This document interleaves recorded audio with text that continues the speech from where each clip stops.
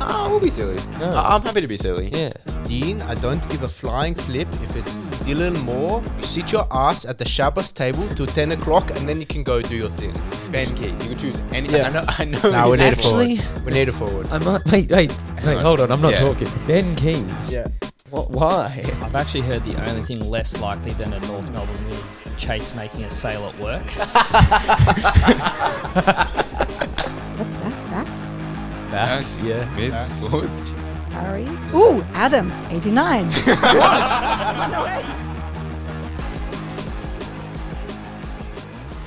Welcome back to Dos and Toss, Season 5, Episode 22 on a Tuesday. Apologise for not getting a pod out last night, but had a few difficulties. Dean's on the come up, I'm also on the come up, and unfortunately Brody's not here. We usually get into Brody, but I have told him it's not his fault, just circumstantial that unfortunately he's unavailable on Tuesday and we had to delay the podcast. But we do have friend of the podcast, 2024 tipping champion, Adam Schuster. Adam, welcome back to the show. Thank you. It's good to be back in such an important week where we'll be announcing the tipping winner. I'll be handing over the reins. Well, we actually didn't decide this, and Noah Master, I believe, will be listening. So he's pretty much led all year, and he was sending me videos saying, Chase, I won the comp, give me the prize. And he's been demoted to second after the first week of finals. But I'm going to ask you, Adam, did we award you the winner after the home and away season or after finals? No, you told me last year we're going until after the grand final because that's how you set the rules on ESPN, and that's what we did. Okay, I won it. so That's is that what I have to do, Dean? Precedent. I think you need to go back and look at last year's podcast and hear what you did. I'll just preface I just told you what we did. Yeah, but I think Chase needs to see it set in stone. I'll just preface by saying just came off a camp the whole of last week and my voice is very ropes. This is actually the best it's been in quite a few days since Thursday. So on the come up, as you said, Chase had a bit of tea with Manuka honey before. I think the other day I had 6 teas. So Wow. that's how bad it was. Chicken soup? Yeah, chicken soup a couple nights ago. This is actually Anything my else? first day. Gargling with salt water. Yeah, gargling salt water's good. I had a sore throat the other day, so I did that. This is my first day out of the house, so it's good to socialise again. Been bedbound for 3 days, and honestly, I reckon, like I had the flu. I reckon I was the sickest I've ever been, ever. Like it was so bad. Like I don't even know if I wish that on like Braden Maynard. It was that bad. Had you have had the flu shot before? I hadn't, and now I'm definitely going to because I do not want to go through it ever again. To put into like AFL terms, you know, start of the week pretty well, you know, got some good inside 50s, talking about the Giants-Hawthorn game here. And then all of a sudden, bang, John Newcombe gets a 50-metre penalty and Hawthorn are 42 points up and I'm in bed for 3 days. Now, I believe I've subbed on Josh Kelly. I've come back. I'm feeling a lot better. And I believe there's not going to be a Marbio Chol 2-goal winner that's going to set me back again. So hopefully all good now.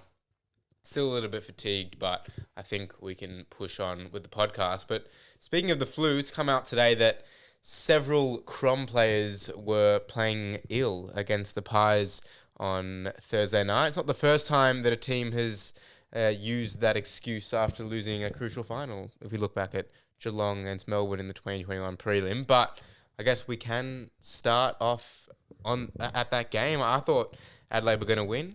Dean, were you surprised by the result? I tipped Collingwood. Okay. I thought Collingwood would win. The week off suited them.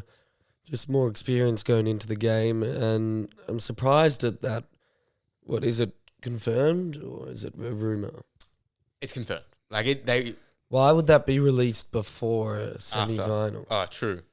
Yeah, If well, you get eliminated, maybe, but they have a semi-final at home on a Friday night.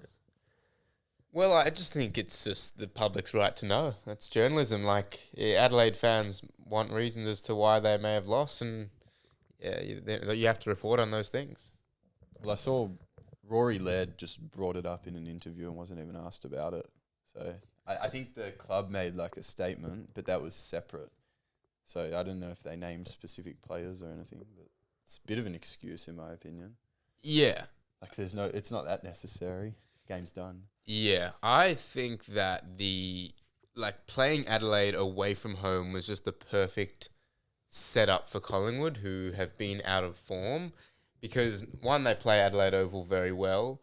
Adelaide weren't going as well as a Geelong or a Brisbane in the top four, and going away from home kind of takes the pressure off a little bit. It was like a nothing to lose kind of game for Collingwood, and I actually think that sparked them into gear. And here we are again. Collingwood got a home prelim, so the whole of Australia is now going to be barracking for either Brisbane or Gold Coast, which is going to be Crazy. imagine a Collingwood Gold Coast prelim. That's just Would there be any red and yellow in the stands? I neutral think so. fans. Yeah, I think all neutrals would go. If I was It'd able be to like get Darwin. They'd be handing out the tops around the MCG before they go into the venue. Yeah, but I think we can still hold out hope that Collingwood could lose a prelim. I think Brisbane, that'd be a 50-50, even without Neil. Yeah, well, that's the thing. Like, no Neil. McCluggage obviously got tagged, but his knee didn't look right. Hipwood's not going to come back. Are they done, or No. you don't think so? No. They hit a form slump. I know it wasn't in finals last year, but they had a form slump and still managed to win the flag. They'll have to get it together quickly, but they're capable. I reckon they thumped the Suns. Really? I think the emotional high of the Swallow point will captivate Gold Coast throughout the week, and Brisbane are going to be ready. They're going to be ready. This is the little brother. We're going to teach him a lesson, just like I do to my little brother, and it's all fun and games. I think you could say that, but that was I assume we'll get to it, but that was an unbelievable win last week by Gold Coast. They're gonna go into that game with some sort of momentum, and Brisbane are in pretty bad form now. So I don't think they'll get smashed, but yeah. Well, I got all my tips wrong for my prediction video, so what I say basically means nothing. But if I was to at least have a go here with Gold Coast, I thought what you said was going to happen against Freo, where they were just happy to be there, there's a lot of emotion, and then they'll I thought that would be taught a lesson by Freo. But if you look across their side, you've got a Dan Rioli who's won premierships. Noble didn't play in the grand final, but he's been successful. He's been a successful team. Anderson and Rowell have really matured. They've got a lot of experience there. Yeah. Sam Collins, Witts, Ben Long. So I don't think, even though they haven't played that many finals, I'm not sure the lack of experience per se is going to cost them. Yeah, I think it's also a little bit different to Adelaide, whose star players are slightly younger as well. So maybe that could be the difference with the experience thing. Yeah, definitely their biggest moment in the history of. You reckon? Yeah, it's got to be the biggest moment. No doubt. What I love as well about finals is just the amplification of the stories. I don't know if you saw Matt Rao's mum got interviewed after the game. Yeah, I She did. just speaks about how, all the players, they come up as 18-year-olds and they build this family and they build this culture. So you really get to understand some of the backstories of the players and how they get to this moment. Because if that win happens in the home and away season, yeah, cool, whatever. But when it's a final, you really get to understand some of these players and the stories behind them. That's what I love about finals, and that's probably what I'm most envious about, given that the Ds aren't there. But Dean, your Hawks, you were at camp, unfortunately, so it wasn't at an ideal time. How did you manage to go about watching the game and finding out the result? Yeah, so Thursday night's game we watched late, finished at 1 a.m. Without knowing the scores, which was good. And then obviously the Friday and Saturday Arvo game, being the Hawthorn games, were hard observing the Sabbath as we do on camp. So I made the conscious decision to keep the Sabbath. I thought, as a leader on the camp, if I'm preaching to students that this is what we do, then I have to demonstrate through my actions. And so obviously a bit of prayer as well may have helped. You never know, a bit of divine intervention. And I've then had to check straight after by watching the highlights, because I didn't have enough time Saturday night to watch without knowing, unless I started really late. But the thought of spoilers was too much to try and wait till 2 a.m. So I watched the highlights without knowing, and then watched the full game once I got home. it was obviously an incredible comeback from the Giants. They kicked 6 goals in about 10 minutes, but for then Hawthorn to be challenged and to come back, have you sort of watched that whole in full now, or? Yeah, unbelievable. Yeah. And the back line really stood up, and they spoke about how we hadn't had a big win away from home. So obviously we're a team with a lot of energy, but we've still succumbed to that away crowd zapping our energy in the fourth quarter, in Perth against Freo, in Adelaide against Adelaide, and even Brisbane we were in that game and then lost. But to come out and win in a qualifying final against the Giants, who the tsunami was literally there, just unbelievable. You couldn't have asked for a better performance. And going into a prelim now against Semi. Adelaide, a semi. You were in a very similar spot last year against Port, and everyone kind of thought, Port are going to go out in straight sets. So what's, I guess, from a fan perspective, the view of the Hawks going into this game against Adelaide? I'm somewhat confident. I think we're definitely underdogs, but you look at how we lost to them a month ago. Collingwood did the same thing and then went and beat them there again. So history says that it can work for us. Lewis comes in for Deer, so a bit of a like for like there. And no Rankin, who won the game for them last time against us. That's what we've lost to a lot of these great teams just because they have a few more quality caliber players. Like Brisbane, the difference was Bailey, McCluggage and Rayner. Freo, the difference is Brayshaw and Sarong. And against Adelaide, the difference was Rankin. So without Rankin, I think our midfield is pretty even. If Newcomb stands up, I think him and Dawson can be on the same level. And then Nash and Warple with Ward against Saligo, Keys, and they were throwing Laird in there as well, which is what our weakness was this year. So if our midfield can even the ledger, then I think we're a good chance. It's a first V8, but it's probably the most even first V8 of all time. 100%. You wouldn't look at it that way. Yeah. Yeah, I didn't even think about that. Yeah. Well, how much did you lose to Brisbane by in the last round? Oh, did it get out to like 20? 3 goals. Whatever it Yeah. was, you would have been third if you won the game. So Yeah. talk about how even it is. I think anyone's beatable. On the flip side, the Giants now eliminated. They've been quite disappointing when you look at it holistically over the past few years. And since that loss, you've got Jacob Ware requesting a trade, Leclerc requesting a trade. Wade Dirksen is soon to be freed after There being he held is. hostage. The D. He's, well, yeah, not that I'm that excited, but it just seems to be a pattern. You know, last year was Cumming and Peatling, that a lot of the fringe Giants players seem to be recycled. Are they just going to keep going on this cycle of, we're going to be up the top, but we're never really going to, push for a flag, and or are they going to bottom out after this? They're not going to bottom out. Like, their star players are actually aging if you look at it. Like, I mean, Kelly was the sub. I know he was not fit and he's still good, as we saw. Toby Green's getting old. He had a bad game as well. So Taylor's getting old. So, I mean, except for Callahan, I can't really think of young stars. Well, him and Green. Tom Green, And then Cadman, obviously. Darcy Jones is a huge I don't know if loss. it's enough to be, like, contending, though. Yeah, I agree with Yeah. you. I agree. I think we have got caught up a lot in the Giants list, but Whitfield as well is older now. yeah, but I just don't think they're getting much better year to year. I think It's hard. They don't attract anyone. I know it's hard. They have to draft well, and they do draft well, but they need to, I mean, they might have to get some higher picks. Yeah, and you talk do about their fringe players leaving because they pay those big guys so much coin to stay. And I think a massive out who didn't play on the weekend was Brent Daniels. He makes such a difference. You can't even quantify his difference. And then him and Darcy Jones are huge difference makers. The way the game's played, the way they play the game, and you add in Bedford and Green. Those guys need to be up and about. They've also got a weird game plan. Like, sometimes they'll just go into this chip mark kind of mode, and it doesn't seem to work with the players that they've got. And then when in that third quarter, when they just went all out attack, they took the game on. They're one of the best teams in the league. Yes, but I thought the way they played was different to how they've played all year. I think The tsunami, they almost overdid it. Like, every single time they turned the ball over, like, you had Lockie Ash, Whitfield steaming out.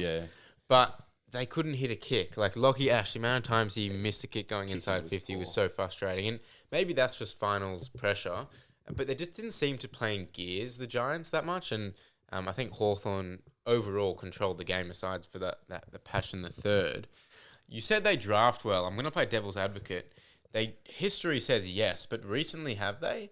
I mean, they picked Phoenix Gothard at pick 12, who I think has played maybe one game, or maybe, not sure. I don't think he has. James Leake hasn't really done much recently. Is he a second round or first round? I feel like it was a first round. Lekalier was a first round pick. Grashewski was I think he'll be all right.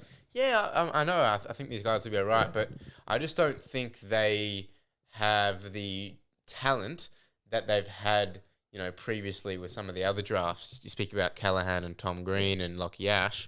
Those are all top 10 picks. So it's tough for the Giants to attract. If they don't get their drafting right, they could be in trouble. They're not going to be in trouble next year, but it's a watch for down the line with a few years. But a team that never seems to bottom out is Geelong, and I think like their system just stood up really well against Brisbane. And what I liked was they actually put time into the opposition.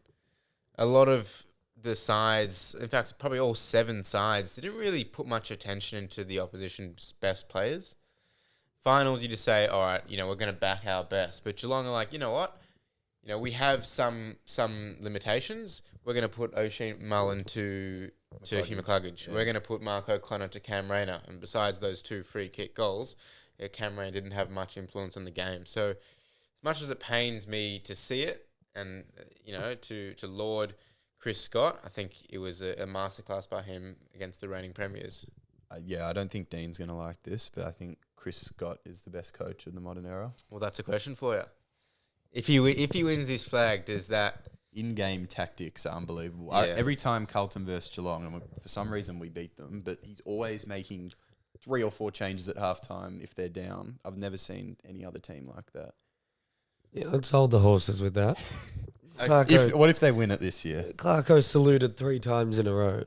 3 times in a row. Consistency, though? We still made it. You've got to be...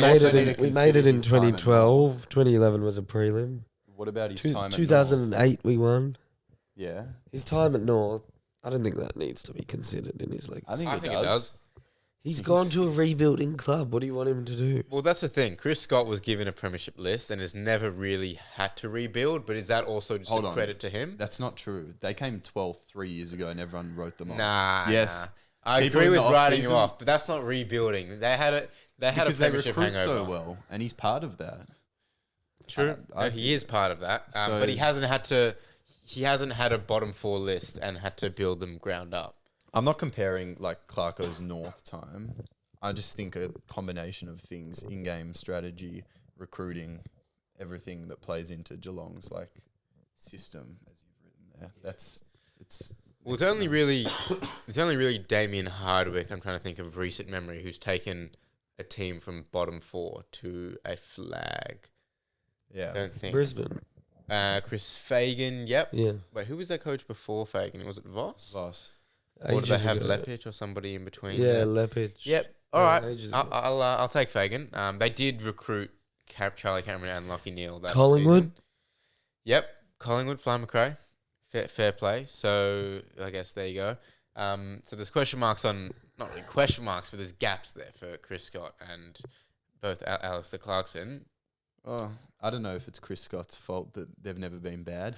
True. Like, that's what I was saying. I was like, maybe that's like just it's 15 years of consistency and the same coach the whole time. That is something. It is. Let's talk a bit about trade news and off-season, because it is approaching and there's been a lot of news about St Kilda and also some players from your club, Adam, Carlton. They've gone with this all-in mindset. Whoever seems to be on the trade table, they're going to go and try and spend as much money as they can to bring them to their club. 2 now from Carlton have nominated De Koning and Silvani. Is there anyone else I'm missing? Like leaving Carlton? No, just to St Kilda. Oh, yeah, no, those 2. And so Aaliyah as well. Yeah, so Aaliyah and Liam Ryan as well. What are your thoughts on the St Kilda approach? That's my first question, and then we'll get to Carlton. Yeah. I forgot who it was, but SEN, I saw some clip and I made a comment. Someone was talking about how good they're going to be next year. And I'm just looking at the changes, ins and outs at the moment. If Windhager and Marshall leave, I don't think they improve at all. I'm with you. I think Silvani gives them 4 to 5 healthy, good games a year. DeConning's not better than Marshall at the moment, based on what we saw last year. And the other 2 pickups haven't proved much. I mean, Liam Ryan's a good player, but he's aging, and Aaliyah has not done much. Yeah. Is that all? Flanders, potentially, they might be looking at. He'd be a If good they get. give him the right role, that'd be a good pickup. Yeah. Maybe they go up a couple places, but they're coming from 12th on the ladder. And it's so good at the top, I don't think they've got enough. I think they're just going out for whoever they can, rather than being precise with their recruiting.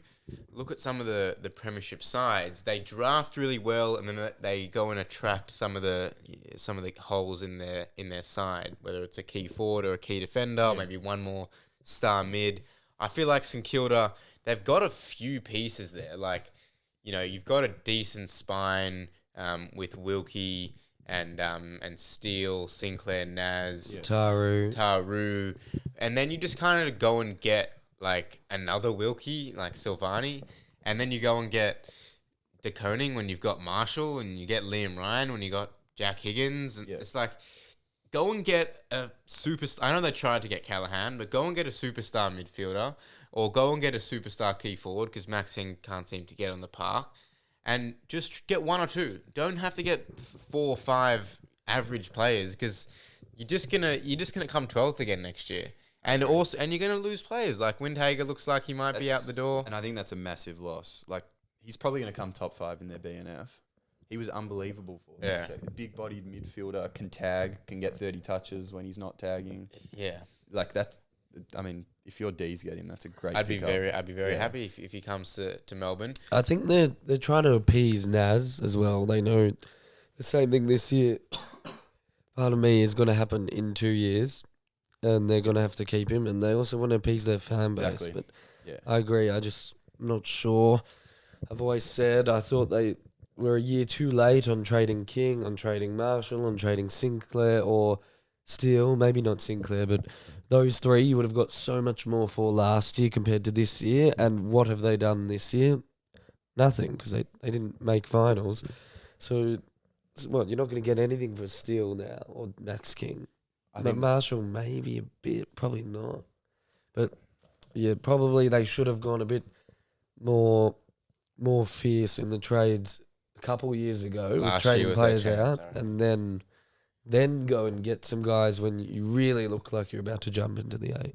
I think, like you said, the fans have been crying out for some aggression in the trade period. They've been mediocre for a very long time, and they've done something. We don't know if it'll work, but I think you got to commend them for that. But I look at the ins and outs if those departures happen, and I don't think they improve. And on the other side of it is Carlton, who seem to be, I don't know, there's some questions around their culture when you've got guys who, or especially Silvani, who were offered a similar contract to stay at his own club and wants to leave. Where do you see the issues there? I think with Silvani, the contract was not substantially different, but there was an increase because St Kilda upped it from Collingwood and the Bulldogs, who were more than us already. But I agree. There's a culture issue, 100%. We're going to get some good picks, so we need to nail those picks. And I don't think it's a rebuild. I think it's a transition phase. But a lot of clubs who go into this transition phase just enter mediocrity for a long time, like a St Kilda. So I don't want to end up in that space. I'd prefer to bottom out again and just rebuild if we have to. But I think this is a big year for Voss and Carlton. I just don't think this draft, they're saying, is quite weak, which is tough to say. Like, you need a good 5-6 years until you actually really judge a draft.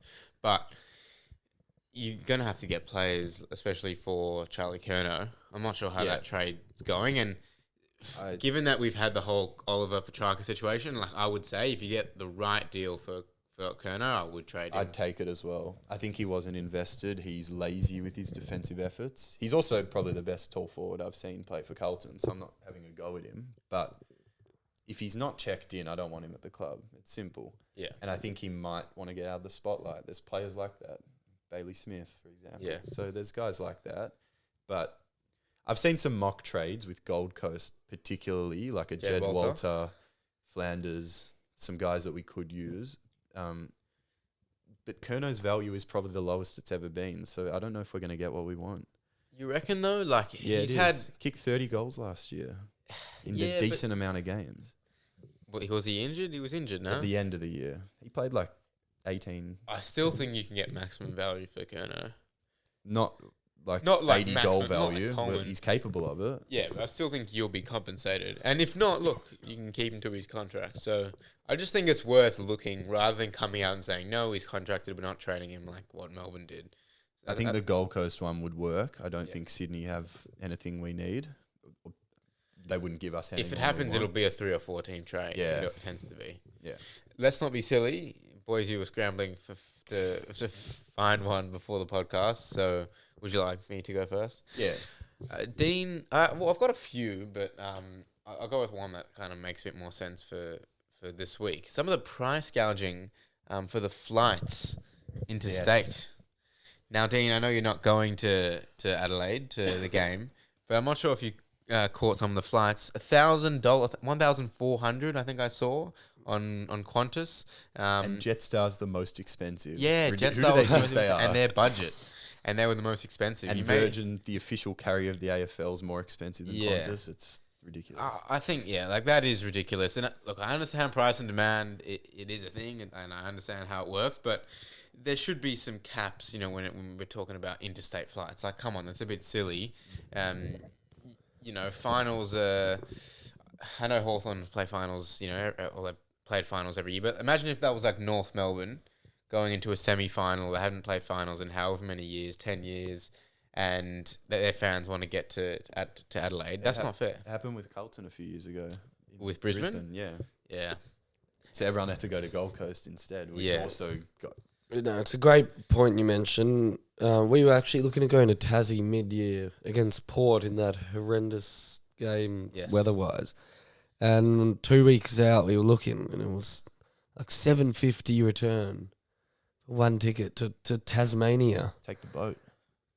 Yeah, I agree. I think there needs to be some preventions put on that, whether that's a cap or something, but it's not just the AFL, that's the nature of society. And it's really not fair. Like, there's a lot of fans, even if your team does make finals every year, who can't go, or even grand final tickets can be so hard to get. And we've got to keep the fans as the number one priority, and this is for all issues in the AFL. And because if you lose the fans, you lose the identity of the game. 100%. Have you guys got another Let's Not Be Silly? Mine was, we mentioned it a couple months ago, and I said, do Rowell and Anderson ever play great games together? So I'm going to let's not be silly myself, keep myself accountable, and say they are the best 1-2 punch in the comp right now. Yeah, well, that is huge. I questioned that against Port Adelaide when they lost in Ken's farewell game. They both... Maybe they're not big into fantasy. It won me a granny. So. Well, Rao would be a fan. He'd love fantasy. I think he's a footy nuffy. Yeah, he'd definitely get around fantasy. Well, why didn't he show up in the last round? I don't know, but you're probably right. I reckon they are the best 1-2 punch. Rao's contested work and Anderson's run and drive and just his work rate. And also that's what finishing. Rao's added to his game, is the run and drive. Yes, true. They're very strong through the hips. Also against probably one of the best 1-2 punches, Sarong and Brayshaw, and they outclassed them. Like that in a final, that's big. Yeah. What about Baz Holmes? Max Holmes is criminally underrated. I agree. think he's better than Baz, to be honest. He hurts you more than Baz. Yeah. It's different. But they put him at half back, and he was unbelievable there. Maybe in the third. He's so damaging. Those plays that like your Wangani Malira. Like, you hate when the ball's in their hands. Yeah, you hate when As the an ball's in opposing their hands, fan. and you know something's going to happen. And Holmes isn't the best kick, but the drive that he gives you, it's invaluable. And I know obviously Baz is a great runner as well, but he tends to waste it a little bit. So, yeah, those 3 pairs are going to be pretty incredible in the next however many years. I would include Butters and Rosie, but I feel like Zach Butters might be coming back to Victoria soon. Adam, any from the fans? I mean, Yeah, let's not be silly. it's pretty obvious. It's been in the media a lot, and we actually haven't spoken about it, but some of the umpiring last week was very silly.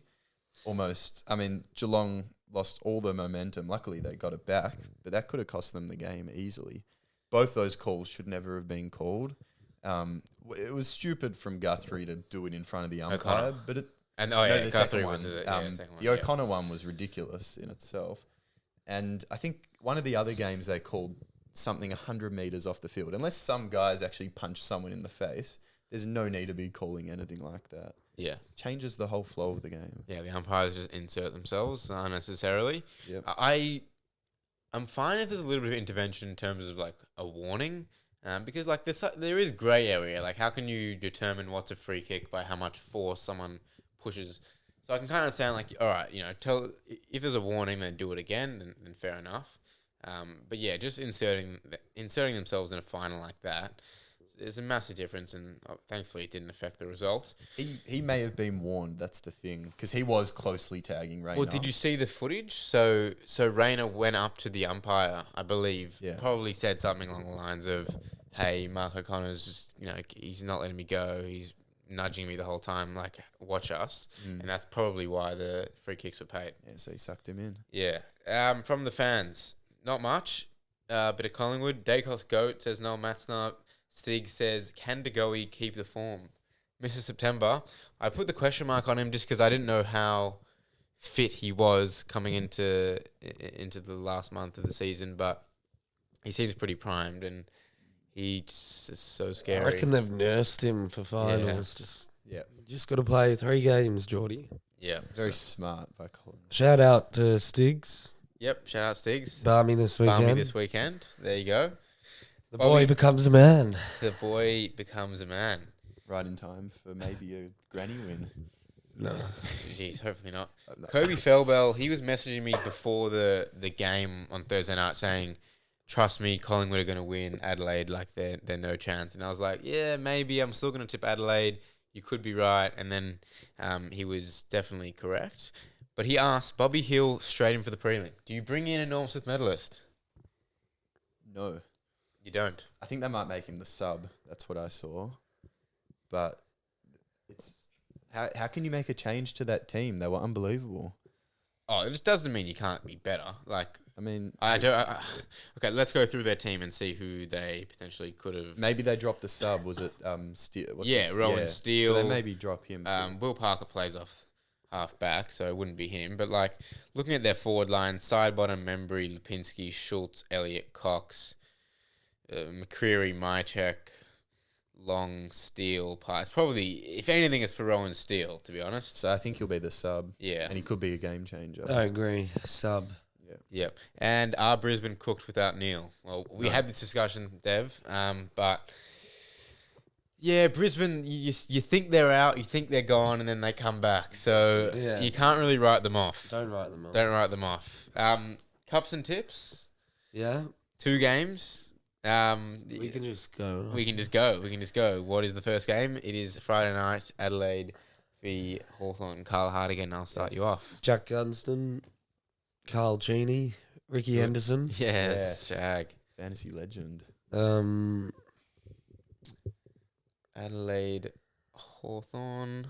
It's a good quartet, but can we, finals edition, can we get one from nowhere? Ooh. Darren Jarman. I'm not sure. I'm pretty sure. You can have a look at that one. Let's go tips, because I'm actually going to tip Hawthorn, unfortunately, because I reckon Adelaide have Darren no Jarman. idea. Well done, Dean. Thank you. I reckon Adelaide have no idea what they're doing in finals. They were just dump kicking the whole time. They had no idea. They were so spooked, and I reckon Hawthorn know what they're doing. Yeah, I have to go the Hawks. I was going to tip Hawthorn, but you need some equal representation. No, you don't. You don't. You go I with don't what think you it. tipped. I don't think it represents how even the game's gonna be though. Yeah, true. But I true. think Hawthorn will win. Yeah, well, Adelaide are Yeah. short favourites at $1.85 and Hawthorn at 2. I think Hawthorn would have learnt from last year. It's important, that game against Port. It's like same stadium, same Yeah. circumstances. Yeah, and I think Hawthorn can also cover for Thilthorpe and Fogarty and Tex. Like they've got They're probably the best matchup Yeah. for them. Yeah. And then the Q Clash, Brisbane, Gold Coast. Cups. Pierce Hanley. Pierce Hanley's good. Jared Lyons. Jared Yes. Lyons is good. It's great. What's Jared Berry's brother? Tom Berry? Berry. Yes. Yeah. Still on the list. Nah. Oh. This would I doesn't think he got count. listed last year. I think Zorko was pre-listed. doesn't- Pre-listed at Gold Coast.